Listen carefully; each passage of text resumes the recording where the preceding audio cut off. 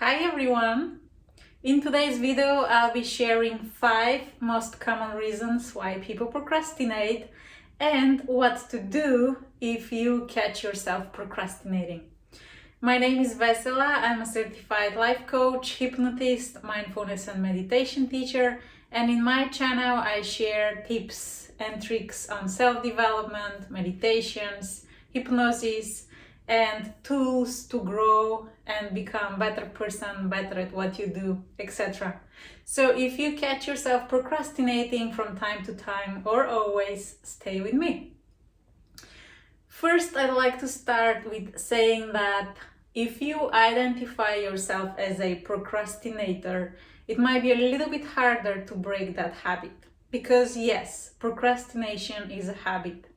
So if you are thinking to yourself, saying to yourself, or have this self-identity of a procrastinator, if you're saying to yourself, I'm a procrastinator, I'd like you to shift your thinking and start saying that you tend to procrastinate. And when you do that, you make the procrastination more fluid. You make it more adaptable to change. And you yourself start believing that this is not your identity and you can change it. What exactly is procrastination? When do we procrastinate? We procrastinate every time when we have set an intention to do something and instead we do something else, or we don't do that task at all. Imagine, for example, you have a certain project you really need to complete. Or you start going to your to-do list, deciding which task to address first.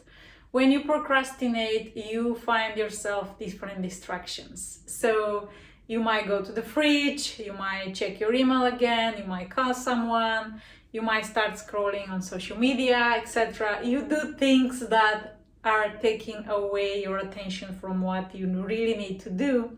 At the same time, that thing is on the back of your mind, so you feel guilty because you're not doing it.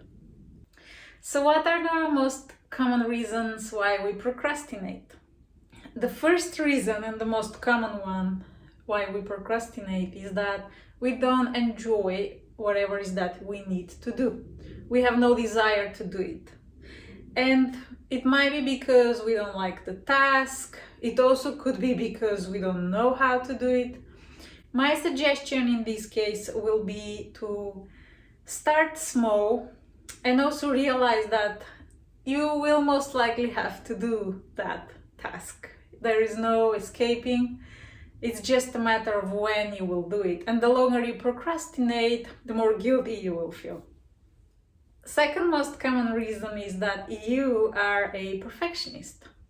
So because you want to do something so perfectly, you never start. My tip in that case will be to start small, start in some manageable steps. You cannot fail, you can only learn, you can only receive a lesson if you didn't do it perfectly.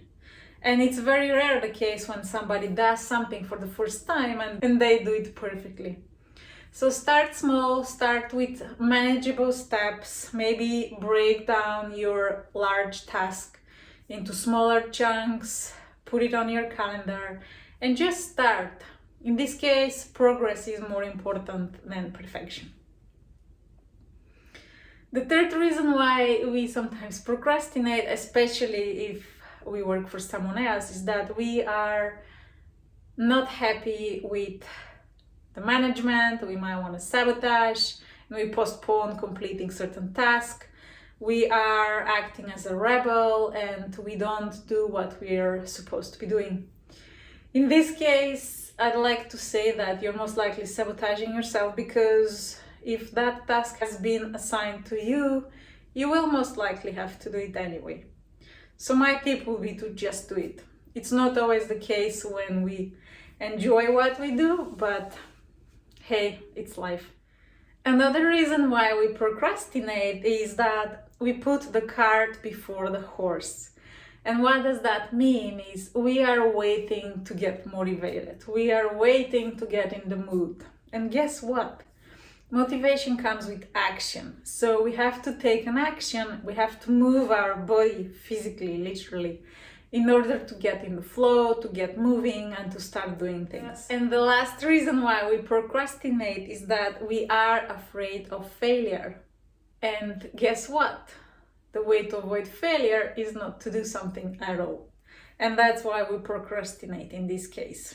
So I'd like to invite you, if that's your scenario, to think of a failure as a lesson. You didn't fail, you only learned something. You learned how to do something in a better way. So that is it, my friends. Some other practical tips that can help you with procrastination are time management.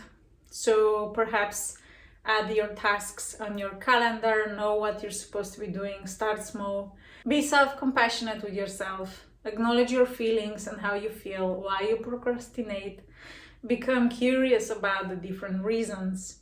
And also reward yourself when you achieve something, when you complete a certain project.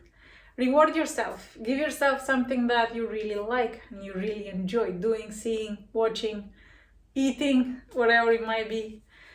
And by doing so, you will feel more motivated to keep going.